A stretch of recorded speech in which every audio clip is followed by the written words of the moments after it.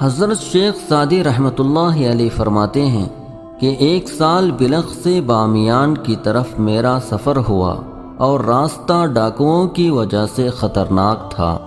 ایک جوان رہبری کے لیے ہمارے ساتھ ہوا جو بہادر نیزہ باز، سخت کمان، ہتھیار چلانے والا، زوردار دست طاقتور اس کی کمان کو چلے پر نہیں چڑھا سکتے، اور دنیا کے بڑے بڑے پہلوان اکھاڑے میں اس کو پچھاڑ نہ سکتے تھے، اور اس کی پشت کشتی میں زمین پر نہ لگا سکتے تھے، لیکن جیسا کہ طریقہ ہے کہ وہ ناز پروردہ تھا اور سائے میں پرورش پائی تھی، نہ دنیا دیکھی تھی اور نہ سفر کیا تھا۔ بہادروں کے نکارہ جنگ کی آواز اس کے کانوں تک نہ پہنچی تھی، اور سواروں کی تلواروں کی چمک بھی اس نے نہیں دیکھی تھی۔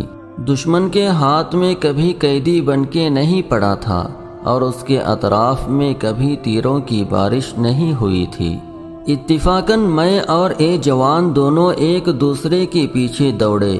جو پرانی دیوار اس کے سامنے آتی قوت بازو سے گرا دیتا، اور جو بڑا درخت دیکھتا اپنے ہاتھ کی طاقت سے اکھاڑ ڈالتا، اور فخر کرتا ہوا کہتا، ہاتھی کہاں ہے کہ وہ پہلوانوں کا شانہ اور بازو دیکھے، شیر کہاں ہے کہ مردوں کے ہاتھ اور پنجے دیکھے۔ ہم اسی حالت میں تھے کہ دو راہزنوں نے ایک پتھر کے پیچھے سے سر نکالا اور ارادہ ہم سے لڑنے کا کیا۔ ایک کے ہاتھ میں لاٹھی تھی اور دوسرے کے بغل میں ڈھیلا۔ میں نے جوان سے کہا کہ کیا دیر ہے، کیونکہ دشمن آ گیا۔ جو کچھ مردانگی اور زور رکھتے ہو دکھاؤ، کیونکہ دشمن اپنے پاؤں سے قبر تک آ گیا۔ میں نے تیر و کمان کو دیکھا کہ جوان کے ہاتھ سے گر گئی تھی اور بدن تھر تھرا رہا تھا۔ ایسا نہیں کہ جو شخص ذرہ کو پار کرنے والے تیر سے بال کو چیر ڈالے تو وہ تجربہ کار لڑنے والوں کے مقابلے پر بھی ٹھہرا رہے۔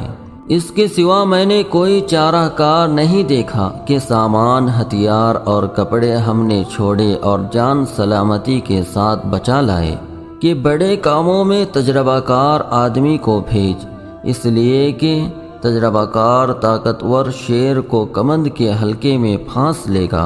جوان اگرچہ طاقتور بازو والا اور توانا ہو، دشمن کی لڑائی میں خوف سے اس کے ہاتھ پاؤں ڈھیلے ہو جاتے ہیں۔